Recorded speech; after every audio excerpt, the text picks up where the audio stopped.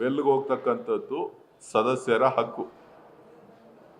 ಎಲ್ಲಿ ಲೋಕಸಭೆಯಲ್ಲಿರ್ಬೋದು, ವಿಧಾನಸಭೆಯಲ್ಲಿರ್ಬೋದು, ಪ್ರಜಾಪ್ರಭುತ್ವದಲ್ಲಿ ವೆಲ್ಗೆ ಹೋಗ್ತಕ್ಕಂಥದ್ದು ಅವ್ರ ಹಕ್ಕು. ಸೊ ವೆಲ್ಗೆ ಹೋಗಿದ್ದಾರೆ, ಪ್ರಧಾನ ಮಂತ್ರಿಗಳ ಮುಂಭಾಗದಲ್ಲಿ ನಿಂತಿದ್ದಾರೆ ಅಂದಾಕ್ಷಣಕ್ಕೆ ಯಾರು ಹಲ್ಲೆ ಮಾಡುವಂಥ ಹೇಯ ಕೃತ್ಯಕ್ಕೆ ಆ ನನ್ನ ಸಹೋದರಿಯರು MP ಗಳು ಯಾರು ಮಾಡುವಂಥದ್ದಿಲ್ಲ. ನಾನು ಕೂಡ ಲೋಕಸಭೆಯಲ್ಲಿ 10-11 ವರ್ಷಗಳ ಕಾಲ ಕೆಲಸ ಮಾಡಿದ್ದೆ. ನಾವು ಪ್ರಧಾನಿ ಮಂತ್ರಿಗಳ ಚೇರ್ ಮುಂದೆ ಹೋಗಿ ನಿಂತಿದ್ದೀವಿ. ಹಂಗಂದಾಕ್ಷಣಕ್ಕೂ ಯಾರು ಹಲ್ಲೆ ಮಾಡೋಂಥದ್ದಲ್ಲ. ಈಗ ರಾಜ್ಯ ಸರ್ಕಾರದಲ್ಲಿ ವಿಧಾನಸಭೆ ನಡೀಬೇಕಾದ್ರೆ ಮುಖ್ಯಮಂತ್ರಿಗಳ ಚೇರ್ ಮುಂದೆ ಬಂದು ನಿಂತ್ಕೋತಾರೆ.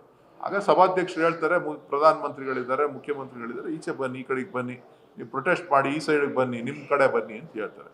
ಅದನ್ನ ಗುರಿಯಾಗಿ ಇಟ್ಕೊಂಡು ಇವತ್ತು ಇವ್ರು ಮಾಡಿರ್ತಕ್ಕಂಥ ಏನು ಬಜೆಟಲ್ಲಿ ಏನು ಉರುಳಿಲ್ದೇ ಇರೋದ್ರಿಂದ ಏನ್ ಮಾಡ್ತಾ ಇದ್ದಾರೆ, ಜನರ ದಿಕ್ಕನ್ನ ಬೇರೆ ಕಡೆ ಸೆಳಿಬೇಕು. ಪ್ರಧಾನಮಂತ್ರಿಗಳ ಮೇಲೆ ಮಹಿಳೆಯರು ಹಲ್ಲೆ ಮಾಡಕ್ ಹೋಗಿದ್ರು, ಆ ಪರಿಸ್ಥಿತಿ ಇದೆಯಾ, ಅದನ್ನ ಮಾಡಿದಾರಾ ಇಲ್ವಾ ಅನ್ನೋದನ್ನ ಯೋಚನೆ ಮಾಡ್ಬೇಕಾಗತ್ತೆ. ಬಹುಶಃ ಸ್ಪೀಕರ್ ಅವರು ನ್ಯಾಯಸಮ್ಮತವಾದಂಥ ತೀರ್ಮಾನವನ್ನ, ನಿಷ್ಪಕ್ಷವಾದಂಥ ತೀರ್ಮಾನವನ್ನ ಕೊಡ್ಬೇಕು.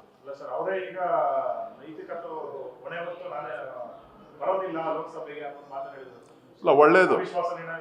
ಅವಿಶ್ವಾಸ ನಿರ್ಣಯ ಅಲ್ಲ, ಅವಿಶ್ವಾಸ ನಿರ್ಣಯದಲ್ಲಿ ಏನೂ ಆಗೋದಿಲ್ಲ. ನೈತಿಕತೆಯ ಪ್ರಶ್ನೆ ಇದು. ಅವಿಶ್ವಾಸದಲ್ಲಿ ಅವರಿಗೆ ಬೆಂಬಲ ಇದೆ, ಅವಿಶ್ವಾಸ ಸೋಲ್ತದೆ, ನಿರ್ಣಯ ಸೋಲ್ತದೆ, ಅದ್ರ ಬಗ್ಗೆ ಏನಿಲ್ಲ. ನಮ್ಮಲ್ಲಿ ಸಂಖ್ಯೆ ಕಡಿಮೆ ಇದೆ, ಅವರಲ್ಲಿ ಆಡಳಿತ ಪಕ್ಷದಲ್ಲಿ ಜಾಸ್ತಿ ಇದೆ, ವಿಶ್ವಾಸದಲ್ಲಿ ಗೆಲ್ತಾರೆ. ಹಂಗಂತ ಆ ಕ್ಷಣಕ್ಕೆ ಅವ್ರು ಮಾಡಿರ್ತಕ್ಕಂಥ ಆರೋಪ ವಸ್ತುಸ್ಥಿತಿನ ಅಲ್ವಾ ಅಂತಕ್ಕಂಥದ್ದು.